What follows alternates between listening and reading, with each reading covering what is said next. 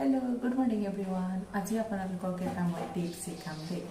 আপোনালোকে কৰেই চাগে কিন্তু মইনো কেনেকৈ এই কাহৰ এইবিলাক ধওঁ। তাতে ইয়াত অলপ তেতেলী এনেকৈ গুলি লওঁ মই ইয়াত পানী দি তেতেলীবিলাক ইয়াত দি তাৰপিছত অলপ সময় 10 মিনিট মই ইয়াত এনেকৈ সানি থওঁ আৰু সন্ধাৰ পিছত 10 মিনিটমান সানি থওঁ। এনেকৈ এইবিলাকত সানি ৰাখিছোঁ আৰু এইবোৰ চিক চিক হৈ নাথাকিলে ভাল লাগে। তো সেইটো কথাৰ কাৰণে ধুনীয়াকৈ এনেকৈ 10 মিনিট সানি সনাৰ পিছত ধুই দিম আৰু ধোৱাৰ পিছত আপোনালোকক দেখাই আছোঁ কেনেকুৱা হ'ল। আৰু এতিয়া ধোৱাৰ পিছত চব তেতেলী একদম বেষ্ট, একদম চিকাত চিক হৈ গ'ল।